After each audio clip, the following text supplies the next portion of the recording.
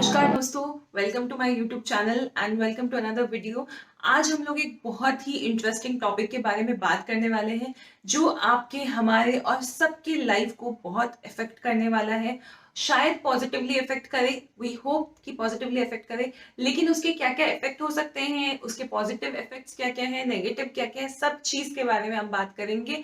और जो टॉपिक है उसका नाम है प्राइवेटाइजेशन ऑफ बैंक्स। सिर्फ बैंक्स की बात करेंगे हम कि बैंक प्राइवेटाइजेशन आखिर होता क्या है, इससे हमें क्या फायदे हो सकते हैं, क्या नुकसान हो सकते हैं, और ये बैंक प्राइवेटाइजेशन का ऑप्शन कब गवर्नमेंट चूज करती है, और इससे हमारे जैसे आम लोगों को यानी कि आपको मुझे हमारी जिंदगी पे क्या असर पड़ सकता है, तो इसके बारे में हम डिटेल्स में बात करेंगे आज।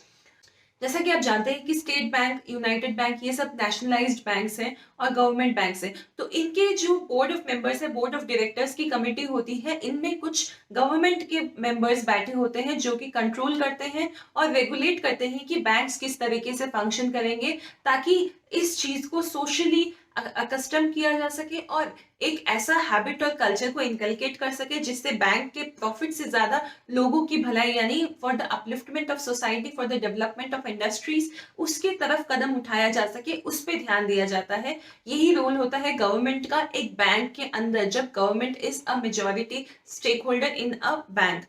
तो प्राइवेटाइजेशन क्या होता है, तो जो ये बोर्ड मेंबर्स हैं जो कि जैसे कि जो गवर्नमेंट के मेंबर्स जो बोर्ड में बैठे थे, इनको हटा के प्राइवेट मेंबर्स बिठा देंगे। ओवरऑल अगर बात करें तो 50% से कम स्टेक होगा गवर्नमेंट का इन प्राइवेटाइज्ड बैंक्स में। जब बैंक्स प्राइवेटाइज हो जाएंगे तब तो गवर्नमेंट का उसमें उतना ज्यादा कंट्रोल नहीं रहेगा। जिस तरीके से अभी government rate of interest fix करते हैं, उनको फॉलो करना पड़ता है, उनकी एक एम्प्लॉयज की पर्टिकुलर गाइडलाइंस होती है, उनकी सैलरी की गाइडलाइंस होती है, हर चीज को जो बैंक्स है वो फॉलो करती है और आगे जाके इम्प्लीमेंट करती है। तो जब बैंक्स प्राइवेटाइज हो जाएंगी तब गवर्नमेंट का ये सब चीजों पे कोई कंट्रोल नहीं रहेगा। शायद उनका बोलने का पावर है, लेकिन controlling authority will go into the hands of the private stakeholders, जिनका 50% से ज्यादा स्टेक होल्डिंग होगा। नेक्स्ट क्वेश्चन होता है कि प्राइवेटाइजेशन ऑफ बैंक्स की जरूरत क्यों पड़ती है और कब पड़ती है। दोस्तों, जब गवर्नमेंट का लोन का अमाउंट बहुत ज्यादा हो जाता है और वो रीपे नहीं कर पाते हैं, जैसे कि हमारे भी कुछ कुछ हम देखते हैं किसी के घर में जब लोन का अमाउंट ज्यादा हो जाता है तो अपने घर का सामान बेचना शुरू कर देते हैं, तो उसी को हम लोग कहते हैं प्राइवेटाइजेशन ऑफ बैंक्स। यानी कि जब गवर्नमेंट लोन रीपे नहीं कर पा रहा है, उसके सब्सटैंशियल रेवेन्यूज नहीं आ रहे हैं, वो फाइनेंशियल क्राइसिस में जा रहा है, तो तब we look forward to privatisation of the government assets. यानी कि जो बैंक को बेच के जो पैसा आएगा उस अमाउंट से हम लोग लोन को चुकाएंगे, यानी कि गवर्नमेंट उस अमाउंट से लोन को चुका के अपना कर्जा निकालेगी। लेकिन इससे क्या होगा, जो कंट्रोलिंग अथॉरिटी है वो प्राइवेट स्टेक होल्डर्स के हाथ में चली जाती है और उनके हाथ में आता है कि वो बैंक को किस तरीके से रेगुलेट करेंगे या फंक्शन करेंगे। तो जब बैंक्स प्राइवेटाइज हो जाती है तब क्या क्या चेंजेस आते हैं, यानी कि एडवांटेजेस क्या क्या होंगे। तो सबसे पहला जो एडवांटेज है दोस्तों वो ये होता है कि सबसे पहला एडवांटेज ये होगा कि आपकी जो बैंक जो गवर्नमेंट के जो लोन है वो रीपे हो जाते हैं। तो गवर्नमेंट के जैसे लोन रीपे हो जाते हैं, गवर्नमेंट इज फ्री एंड वो जो पैसा आता है उससे वो गवर्नमेंट दूसरी चीजों में यूज कर सकती है, यानी कि डेवलपमेंट में, इंफ्रास्ट्रक्चर में, और जो भी बाकी के काम होते हैं उन सब में वो पैसा लगा सकती है, गवर्नमेंट इन्वेस्ट कर सकती है। और गवर्नमेंट हो सकता है कि दूसरों को लोन भी दे सके, दूसरे कंट्रीज को लोन। तो जो लोन टेकर था यानी कि जो बोरोवर था will be the lender now. तो ये जो सिचुएशन है ये रिवर्स हो जाती है जब प्राइवेटाइजेशन होता है।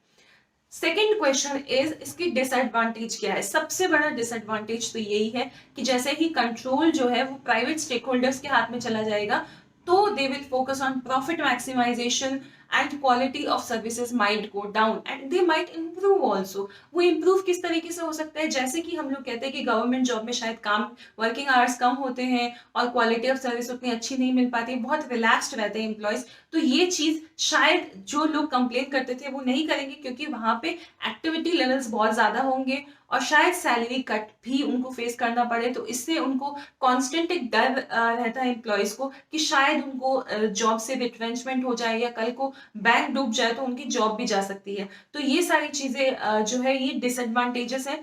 और सबसे बड़ा डिसएडवांटेज है जो आपके जब भी हम लोग देखते हैं कि आप एक सोशल काम कर रहे हैं, एक सोशल कॉज के लिए कुछ कर रहे हैं, जैसे कोविड में बहुत लोगों ने अपने पैसे डोनेट किए for the under privileged and all, तो उसमें आपको लोग आपकी अच्छाई ढूंढते हैं कि आपने कितना अच्छा काम किया कि आप अपने पैसों को डोनेट कर रहे हैं। लेकिन जब एक एनजीओ डोनेट करता है तब लोग कहते हैं कि ये एनजीओ डोनेट कर रहा है, इसने जो गवर्नमेंट से पैसे लिए उसके 50% से ज्यादा खुद रखे हैं, बाकी का जो पैसा है वो उसको डोनेट कर रहा है सिर्फ दिखावे के लिए। तो ये सेम चीज होती है गवर्नमेंट बैंक्स जब बैंक्स प्राइवेटाइज्ड हो जाएंगे। नेक्स्ट क्वेश्चन ये आता है कि व्हाट इज द डिसएडवांटेज। जब बैंक्स प्राइवेटाइज्ड हो जाएंगे तो सबसे बड़ा जो डिसएडवांटेज वो ये होने वाला है कि क्वालिटी ऑफ सर्विसेज जो होंगी वो रेगुलेट हो जाएंगे कि बैंक किस तरीके की क्वालिटी ऑफ सर्विस आपको प्रोवाइड करेगा। यानी कि जो इंडस्ट्रियलिस्ट है, जो स्मॉल बिजनेस होल्डर्स है, उनके लिए शायद परेशानी हो सके, उनके लिए शायद रेट ऑफ इंटरेस्ट पे इंक्रीज हो जाए, और क्योंकि बैंक्स का फोकस शिफ्ट हो जाएगा मैक्सिमाइजेशन ऑफ प्रॉफिट पे और सोशल रिस्पॉन्सिबिलिटी के नाम पे वो शायद CSR वगैरह ये सब चीजें करे। तो शायद रेट ऑफ इंटरेस्ट, तो ये कोई बड़ी बात नहीं होगी, ये कोई शॉकिंग नहीं होगी अगर रेट ऑफ इंटरेस्ट जो आज 8 से 9% है वो शायद कल को बढ़ के 20 से 25% हो जाए, तो it will not be a shocking thing to know. Next जो सबसे बड़ा चेंज आने वाला है वो ये है कि क्वालिटी ऑफ सर्विसेज बहुत इफेक्ट होगी। It might be positive also, it might be negative also. बहुत लोग कंप्लेन करते हैं कि गवर्नमेंट बैंक्स में हमें वो क्वालिटी ऑफ सर्विस नहीं मिलती है because people are very lethargic, and वो लोग ये सोचते हैं कि चलो हमें तो पैसे मिल रहे हैं तो this will be at stake. यानी कि जब प्राइवेटाइजेशन ऑफ बैंक्स हो जाएगा तो उनकी जॉब्स की जो परमानेंसी की सिक्योरिटी रहती है वो जॉब सिक्योरिटी कम हो जाएगी, जिसके तहत क्या होगा, वो लोग बहुत ज्यादा सीरियस हो जाएंगे काम को लेके और उनको हमेशा ये फील होता रहेगा, और स्विचिंग भी बहुत ज्यादा इजी हो जाएगी एक बैंक से दूसरे बैंक में या एक जॉब से दूसरे जॉब में वो बहुत ही आसानी से शिफ्ट कर सकते हैं। तो एक अनस्टेबल लाइफ कल्चर और जॉब कल्चर बन जाएगा लोगों के लिए। अगर गवर्नमेंट बैंक्स की बात करते हैं तो हमेशा फोकस जो रहता है सिटीजन्स पे रहता है, उसके बाद फोकस आता है गवर्नमेंट पे, यानी citizens is greater than government. लेकिन जब बात आएगी प्राइवेट बैंक के लिए तब हो जाएगा आपके, जैसे कि हम लोग ऑलरेडी देखते हैं कि प्राइवेट बैंक्स में कुछ कुछ हमारे अकाउंट से पैसे अपने आप डिडक्ट हो जाते हैं, उसके बाद जब हम एक्सप्लेनेशन मांगने जाते हैं तो प्रॉपरली वो एक्सप्लेन नहीं कर पाते बिकॉज उनके हाथ में नहीं होता है, सारी चीजें auto populated and auto systematic होती है। तो ज्यादा लोग कंप्लेन भी नहीं करते क्योंकि जो अमाउंट होता है उसके बारे में लड़ेंगे, उससे अच्छा उसको जाने दे, ये सोच होती है कुछ लोगों की। तो यही चीजें होंगी कि अपनी rate of interest, bank charges जो है, सारी चीजें प्राइवेटाइज जब हो जाएंगी तो ये जो प्राइवेट बैंक की अथॉरिटीज होंगी वो डिसाइड करेंगी कितने चार्ज आपके RTGS NEFT पे लगेंगे, क्या आपका लोन सैंक्शन होगा या नहीं होगा, आपके कितने मॉर्गेज देने पे आपको लोन देंगे, या फिर आपके रीपेमेंट पेनल्टी कितनी होगी, आपके घर के लिए जो लोन देंगे उसके कितने आपका जो है रेट ऑफ इंटरेस्ट लगेगा। ये सारी चीजें जो है वो रेगुलेट करेगा प्राइवेटाइज्ड बैंक। और जो सबसे बड़ी बात होती है, जो सिटीजन्स पे अभी फोकस है वो शिफ्ट हो जाएगा प्रॉफिट मैक्सिमाइजेशन पे। यानी कि अगर आप कहें, आज हम कंप्लेन कर सकते हैं गवर्नमेंट बैंक के बारे में, कहते हैं कि जो गवर्नमेंट का जो रेवेन्यू आता है, जो बैंक्स का जो रेवेन्यू आता है, it should be used for the purpose of the people, for the welfare of the people. यानी कि उनके स्टाफ को सैलरी देने के बाद वापस बैंक के डेवलपमेंट में खर्चा किया जाता है। तो ये जो पैसा आएगा प्राइवेटाइजेशन ऑफ बैंक्स के बाद, यानी कि जो प्राइवेट बैंक्स की जो अर्निंग होंगी वो शायद दोबारा से री इन्वेस्ट हो जाए किसी और पर्पस के लिए, शायद वो आउट ऑफ द कंट्री भी हो। यानी कि बैंक जो प्राइवेटाइज हो जाएगी तब वो सिर्फ अपने डेवलपमेंट और अपने ग्रोथ के लिए सोचेगी, ना कि आपके बेनिफिट के लिए। जब वो आपके बेनिफिट के बारे में सोचेगी तब शायद उसके बदले में आपको एक कॉस्ट बेयर करनी पड़े, जैसे कि आपका रेट ऑफ इंटरेस्ट, आपकी sanction fees, loan processing charges वगैरह वगैरह। और एक बड़े डिसएडवांटेजेस के बारे में बात करते हैं, वो ये है कि जैसे ही प्राइवेटाइजेशन ऑफ बैंक्स होता है तब हम लोग देखेंगे कि जो रिकवरी एजेंट्स है उनका काम और भी जोरों शोरों से होने वाला है। तो जो गवर्नमेंट बैंक्स के केस में जो NPAs आते थे, यानी नॉन परफॉर्मिंग एसेट, जो लोन खराब हो जाते थे, उनका होना कम हो जाएगा, क्योंकि लोन के जिस दिन आपकी EMI की डेट होगी आपके घर के सामने उनका बंदा आके खड़ा रहेगा, तो आपकी जो प्राइवेसी है वो स्टेक पे होने वाली है।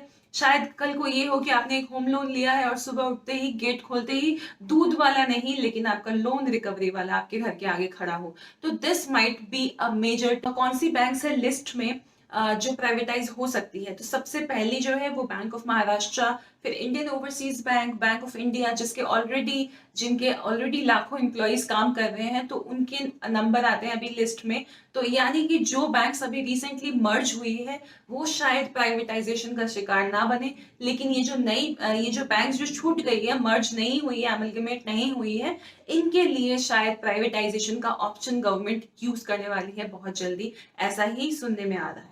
अब बात करते हैं कि आम जनता यानी आपके जैसे मेरे जैसे लोगों पे क्या असर पड़ने वाला है प्राइवेटाइजेशन ऑफ बैंक्स का। सबसे बड़ा जो असर यही है कि जब आप लोन लेने जाएंगे तो आपको पता नहीं कि क्या क्या टर्म्स एंड कंडीशंस पे आपके लोन होंगे, उनकी रिकवरी कितनी फास्ट होगी। जैसे हम जब लोन रीपे नहीं कर पाते हैं तो बैंक आपको अभी के टाइम पे जो गवर्नमेंट बैंक है वो मल्टीपल नोटिस देती है, उसके बाद कहीं जाके वो प्रोसेस टेकअप करते हैं आपके ऑक्शन का या प्रॉपर्टी विदहोल्ड का, या जो आपके एसेट्स है उनको कैसे फोरफिट किया जाए, उनको कैसे सीज किया जाए, कन्फिस्केट किया जाए, उसके बारे में। तो ये जो प्रोसेस है ये फास्टन हो जाएगा, यानी कि इस रिकवरी का जो पीरियड है वो और ज्यादा शॉर्टन हो जाएगा, और जो आपकी रेट ऑफ इंटरेस्ट है वो शायद कल को बढ़ सकती है। और जो दूसरा आपको जो नुकसान होने वाला है वो ये है कि स्मॉल बिजनेस ओनर्स जो अपने इंडस्ट्रियलाइजेशन वगैरह के लिए लोन लेते थे, जिनको लोन पे डिपेंडेंट होना ही पड़ेगा क्योंकि इतना पैसा इन्वेस्ट करने के लिए इतना कैपिटल नहीं हो पाता है जो मिडिल क्लास एंटरप्रेन्योर्स होते हैं या लो क्लास एंटरप्रेन्योर्स होते हैं। तो इसके लिए वो लोग क्या करेंगे, जब बैंक को अप्रोच करेंगे लोन के लिए तो क्या टर्म्स एंड कंडीशंस होंगी, कुछ कहा नहीं जा सकता, उनके जो टर्म्स एंड कंडीशंस होंगी वो कंप्लाई ही करने पड़ेंगे। और जिसके तहत क्या हो सकता है कि शायद इंडस्ट्रियलाइजेशन भी फॉल करे और जो बाकी की चीजों के प्राइसेस है वो भी बूस्टअप कर जाए। कैसे चीजों के प्राइस कैसे बूस्टअप करेंगे, यानी कि अगर मेरी मैन्युफैक्चरिंग यूनिट है, मैं कुछ मैन्युफैक्चर कर रही हूँ, अगर मेरे को रेट ऑफ इंटरेस्ट ज्यादा पे करना पड़ रहा है, अल्टीमेटली मेरा कॉस्ट ऑफ प्रोडक्शन ज्यादा हो रहा है, तो मुझे हायर रेट पे उसको मार्केट में बेचना पड़ेगा, यानी कि अल्टीमेटली कॉस्ट ऑफ लिविंग भी इंक्रीज हो सकती है। तो ऐसा सुनने में आ रहा है। तो दोस्तों यही था आज। तो दोस्तों this is all about privatisation. Hope you like the video and you like the information. अगर आपको वीडियो पसंद आए तो please subscribe to my YouTube channel.